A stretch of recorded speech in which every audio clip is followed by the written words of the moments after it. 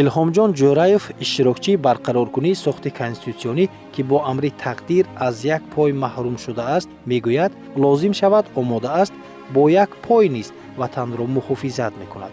аз рӯзгори мудҳиш ва фоҷиае ки ба сари илҳомҷон омад 30 сол гузаштааст. вай шароити номусоиди хидмати ҳарбӣ дар оғози солҳои 90-ро ба ёд оварда онро бо замони имрӯз қиёс мекунад. соли ҷанги шаҳрвандинда соли 94 хизмат кардем.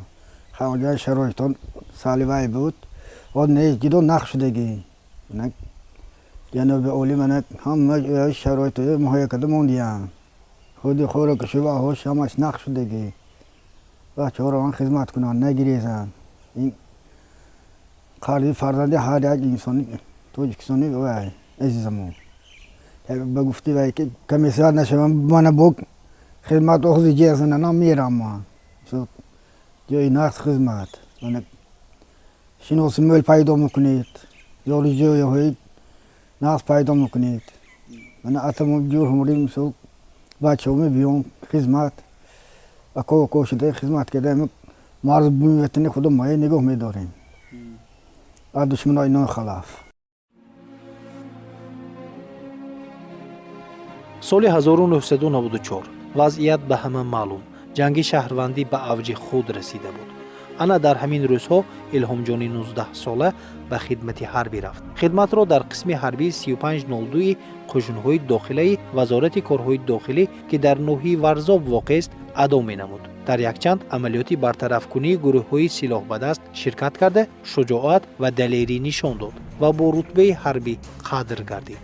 соли 1996 хидмати старшина илҳомҷон ҷӯраев ба поён мерасид. фалокат дар ҳамон рӯзҳо сар зад. من خودم مینوی کفتگی بچه که یونماند بود شهید شد مرد برای خلق وطن خودم افته شهید شدن. من خدا رو شکر من همین خیلی باشم هم خلق وطن بود خدمت میکنم. من 100,000 روزی همین خدمتی که دیگه قناعت من 100,000 روزی هستم و گفتی باید که با تکرار شدم من حاضر خدمت گردم میرم من کسی حمایت کردگی وطن ما حمایت کردگی برای ما ولی صلح و صلاح بود ولی خدمت کردگی گفته عزت رو احترام میکنم. дар иҷлоси 16 шӯрои олӣ ки дар хуҷанд доир шуд яке аз масъалаҳои меҳварӣ барқарор кардани осоиштагӣ буд. дар он шароит кишвар ба нерӯи ҳарбӣ ниёз дошт. 18 декабри соли 1992 зимни иҷлосия фармони раёсати шӯрои олӣ дар бораи таъсиси артиши миллӣ ба имзо расид. қувваҳои мусаллаҳ бидуни пояи устувори моддиву техникӣ арзи ҳастӣ кард. минбаъд дар баробари нақши бориз дар барқароркунии сулҳу субот он ташаккул ёфта ба як нерӯи бузург табдил ёфт. коршиносон дар таъсиси қувваҳои мусаллаҳ нақши пешвои миллат муҳтарам Эмомалӣ Раҳмонро муҳим мешуморанд. мо қувваҳои мусаллаҳи тоҷикистонро дар шароити ниҳоят вазнину ҳассоси иқтисодӣ ва ҳарбиву сиёсии мамлакат, яъне дар рӯзҳое ки кишварро ҷангу хунрезӣ, беқонуниву беҳокимиятӣ ва буҳрони шадиди иқтисодӣ фаро гирифта буд ва ҳамаи сохтору мақомоти давлатӣ фалаҷ гардида, хатари аз байн рафтани давлати ҷавони Тоҷикистон ва пароканда гардидани миллати тоҷик воқеан ба миён омада буд, таъсис додем. ҳукумати мамлакат аз рӯзҳои нахустини таъсиси қувваҳои мусаллаҳ бо вуҷуди имконияти ниҳоят маҳдуди иқтисодиву молиявӣ барои бунёди инфраструктураи низомӣ, таъсиси ҷузъу томҳои махсус гардонидашуда, таъмин кардани онҳо бо техникаву таҷҳизоти замонавӣ ва фароҳам овардани шароити зарурӣ барои хидмат ва зиндагӣ тамоми тадбирҳоро амалӣ намуд ва ин равандро имрӯз низ идома дода истодааст. дар зарфи 33 соли мавҷудияташ артиши миллӣ имтиҳони ҷиддиро гузашта имрӯз ба як нерӯи устувор табдил ёфтааст. иқтидори мудофиавӣ таҳким ёфта, шароити хидмати ҳарбӣ ба таври назаррас беҳтар гардид. имрӯз артишро сипари боэътимоди давлат меноманд ки аз рисолати бузурги он маншаъ мегирад. фирдавс ҳоҷиев мудири шӯъбаи тарбияи ватандӯстии раёсати корбоҷавонон ва варзиши вилояти Суғд аст. мегӯяд хидмати ҳарбӣ ҳаёти вайро дигаргун сохт. вақте ки мо ба сафи қувваҳои мусаллаҳ пайвастем, новобаста аз оне ки дониши خوبی سیاسی و اقتصادی داشتیم، حالتی خوبی ورزشی هم قرار داشتیم.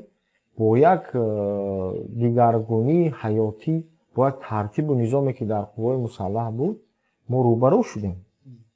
این بود که ما هم جسماً و از همه مهمش هم روحاً تشکل یافتیم. به خاطر چی؟ به خاطر آنه که وقتی شما در حیات مقرره هستید، در فکر و خیال فقط خود هستید.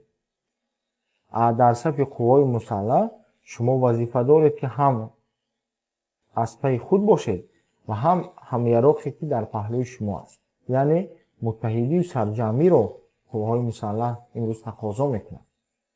و از همه مهمش که ترتیب و نظامی که در صف قوای مسلح است، از هر یک جوانمرد تقاضای آن را دارد که به واسطه مسئولیت بلندترین داشته باشد. حالت روحی روانی درست داشته باشد. و امروز بیهوده پدران ما، بابایان ما قوه‌های مسلح را مکتب جوانمردی نگفتند. وقتی جوان پسر و صف قوه‌های مسلح میپیوندد، از آن جوانمرد برمیگردد. دیگر اینکه برای رشد شخصیت هر یک شخص که شما امروز سوال کردید، پیش از همه با یک ترتیب و نظام و مسئولیت بلندی که امروز سرباز برای هر یک تگمه خود، هر یک لباس خود، هر یک اشیایی که در اونجا است مسئولیت دارد. وقتی که همین احساسات در هر یک جوان تشکل می‌یابد، او در زندگی هم نسبت عائله خود، نسبت والدین خود و کار و پیکاری که او میکند باقی میماند. یعنی مسئولیت او به اوج اعلا میرسد. دیگر اینکه بهترین مکتبی که امروز قوای مسلح است، ارزشی که در ضمیر هر یک جوان جا میکند، این احترام به والدین است. فردوس زمان اختیاراً به ارتش رفت که به صفت مدیر شعبه کار با جوانان و ورزش نوحی باباجان غفورов کار میکرد. تصمیم ادای خدمت حربی را خودش گرفت، اما روحیه را در وقتش، زمانی که کودک بود، در قلبش جای کرده بودند. از آوان کودکی پدر من وابسته به آمادگی من به حیات مستقلانه بسیار نقش بارز گذاشتند. و یکی از شاخه های تشکلیابی من همچون نورد همین بلند برداشتن احساس وطندوستی من بود. من در صنف های 2 و 3 بودم. پدر من وابسته به ساختار حربی از همون زینه زواد آغاز کرد، در رات باتالیون، دیویزیا و دیگر نقل میکردم. من بسیار به خاطرم خوب نقش بازیده است و همون البوم حربی که پدری من داشتن با نشان دادن هر یک صورت آن درباره حیات سربازی خود نقل میکردم. این بود که یک زمینه برای آماده شدن به خدمت حربی در سطح روانی من جا بست، نقش بازی. به خاطر چی من یک صحیفه خاطره بیان کردم؟ به خاطر آنه که امروز بسیار مهم است که والدین اوید این مسئله ضرورت همین ادای رسالت با نورس و جوان و فرزندان خود امروز باید صحبت کنند. ادای خدمت حربی را با اراده، احساس وطندوستی و خودشناسی پیوند می‌داند. موضوعی که امروز اطرافش بسیار حرف می‌زنند. جامعه شناسان میگویند تربیت این ارزش‌ها باید از خانواده شروع شود. اول والدان باید چنین احساس را داشته باشند. مقیم جان قابلوف، رئیس شورای جنگاوران بین الملل ولایت سوخت، سالهای 80 عصر گذشته خدمت حربی را در هیئت ارتش شوروی در قلمرو افغانستان ادا کرده است. به افغانستان سفربر شدن پسر را والدان نمی‌دانستند. وقتی پدر از این درک یافت، برخوردش هم جالب بود. وقتی که ما همین در شهر تاشکند آمادگی اولین درجه حربی می‌بینیم، پدرم برای دیدن برای عیادت همون تاشکند رفتن، همراه یک پسر خاله‌ام که بسیار با من همچون برادر با چیزی می‌کردن. همونجا وقتی که میپرسن که همین فلان چی یا قابلوف مقیم در اینجا будааст дар ҳамин қисми ҳарбии дигар ҳеҷ кас ҷавоб намедиҳад. ҳеҷ кас ҷавоб намедиҳад, зеро ки ҳамон вақт ҳамагӣ ду рота барои Афғонистон тайёр мекардам. вақте ки инсони як нафараш мегӯяд ки ту ябор ҳамон заводи афғансоё бен мумкин ки вай одам ҳунҷо бошад. вақте ки падар мефаҳмад ки дар Афғонистон мефиристода мешаванд, ҳамунҷа вай додари бузургдори мо гуфт ки биёед набошад агар ҳаминҷа хизмат кунад, ҳамина ягон вай восита кунем ягон гиромонӣ гуфтанд. медонед падар чӣ гуфтанд? падар гуфтанд ки чанд нафар шумо? 50 нафар мо хизмат мерафтагӣ аз инҷа Афғонистон мефиристонем. чанд нафар ҳаминҷа мемонад? не 50 нафар. падар гуфтанд ки бигзор қатори 50 нафар равад, тақдири пешонааш чӣ бошад агар ҳамоно мебинад. ина бинед ки аз ҳамон ҷо худи падарои мо ҳам ҳамин ба тарбия ёфта буданд. муқимҷон қобилов бо ишора ба шуҷоату далерии ҳамярохонаш мегӯяд замони онҳо дидаву дониста хидматро дар майдони ҷанги ҳамсояи кишвар адо намуданд. ҳоло ки тоҷикистон тинҷиву осоишта аст, набояд мушкиле дар адои хидмати ҳарбӣ пеш ояд.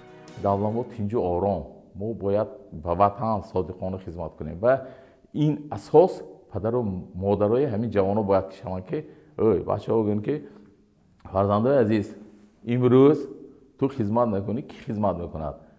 муқимҷон қобилов ки имрӯз аъзои комиссияи давлати ҳарбӣ низ ҳаст, мушоҳида мекунад ки солҳои охир муаммои даъват ба хидмати ҳарбӣ ҳалли худро ёфтааст. эҳсоси ватандӯстиву хештаншиносии ҷавонони имрӯза аллакай фарқ мекунад, мегӯяд ӯ.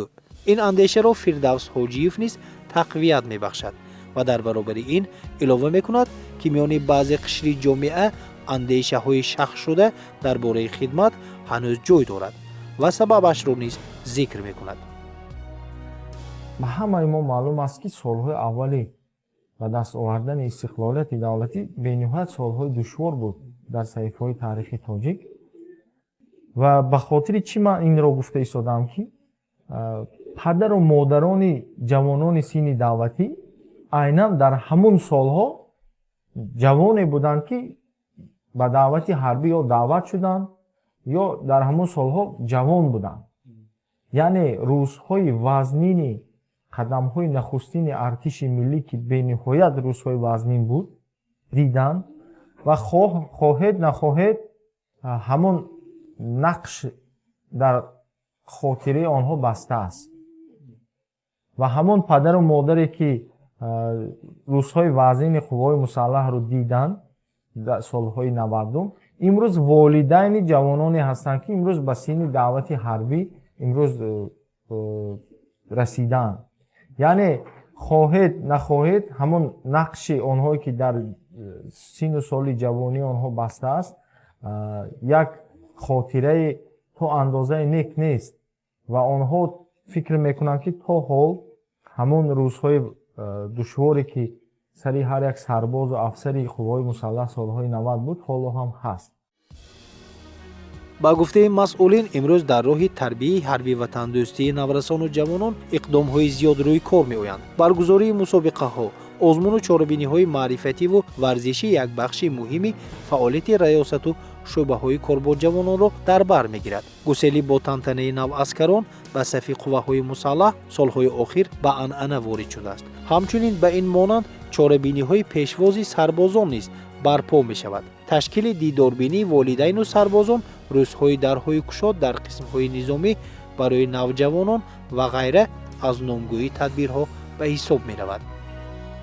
дар арафаи тамоми чорабиниҳои рӯзҳои ид бо волидайни ҷавонони синни даъватӣ ва волидайни онҳо баргузории рӯзҳои дарҳои кушод дар қисмҳои ҳарбӣ баргузор мекунем ки онҳо бо чашми сари худ бевосита аз буду боши хизматчиёни ҳарбӣ аз наздик шинос шаванд.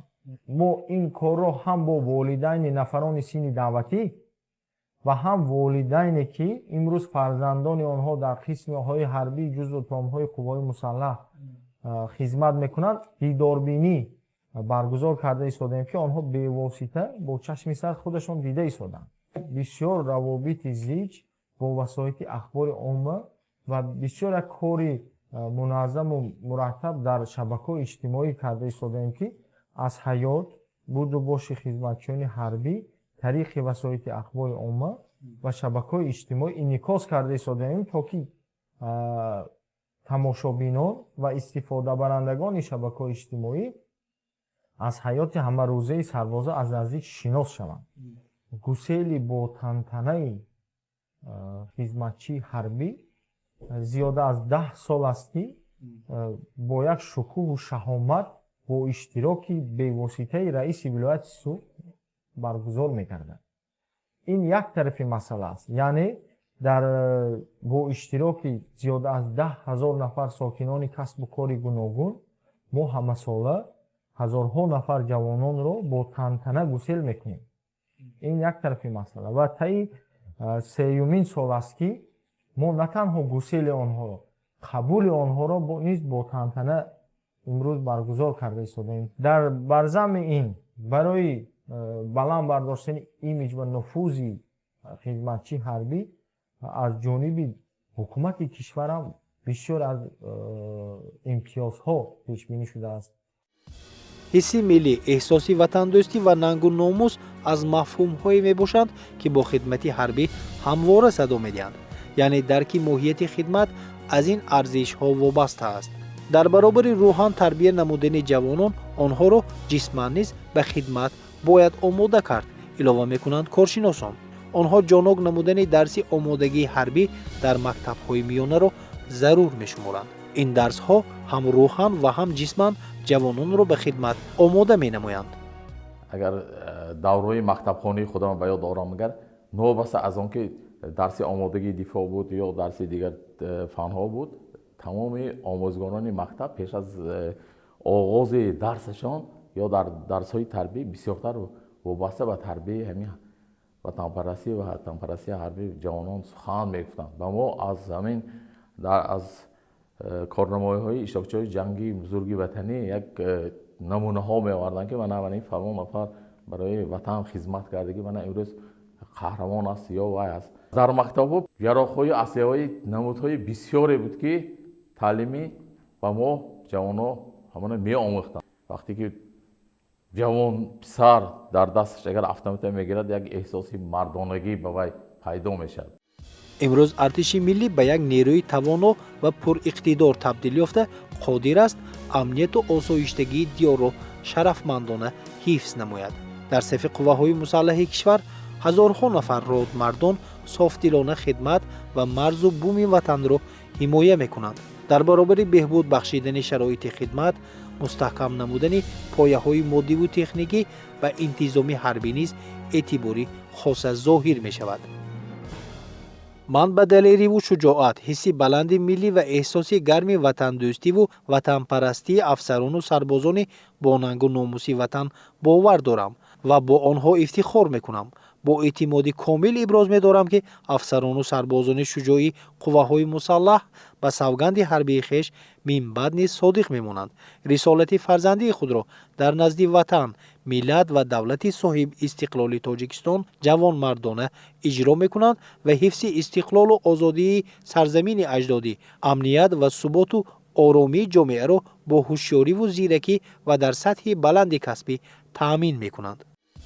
коршиносон мегӯянд, қувваҳои мусаллаҳи Тоҷикистон дар як фазои холӣ таъсис ёфта имрӯз ба як нерӯи низомии пуриқтидор мубаддал шудааст. дар фосилаи 33 сол санҷишҳои сахтро аз сар гузаронид, таҷрибаи бузурги низомиро аз худ кард ва ба артиши касбӣ табдил ёфт. агар гӯем агар назар ба солҳои пештар, ҳозир нафароне ки ба хизмат ихтиёран мебаранд бисёр шуда истааст. лекин ман дигар чизро гуфтани ҳастам, ки бояд ки ҳамин роҳбарое ки бевосита ҳамон афсарон ё прапорщикое ки дар қисмҳои ҳарбӣ ҳамин фарзандҳои моя ҳам нигоҳи бин мекунанду ҳам омодаги ҳарбӣ ба онҳо меомӯзонанд, бояд ки ҳамин ба ҷавонҳо пеш аз ҳама ҳамчун фарзанди худ рафтор кунанд. прапорщики мо мегуфт ки старшина мегӯем, сарпараст прапорщика буд, мегуфт ки ман барои ҳар яки ту ҳам модару ҳам падар мегуфт. падар мегуфт ҳамон вақт нада ҳамаҳо мо ба ҳамчун падару модар рафтор мекарданд. мисол дили моро гӯш мекардану و ما در وقت‌های دشواری کمک می‌رساندند.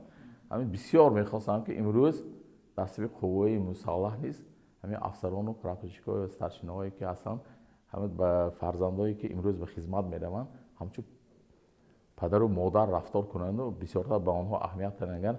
من فکر می‌کنم که جوانای ما خودشان خدمت می‌دن.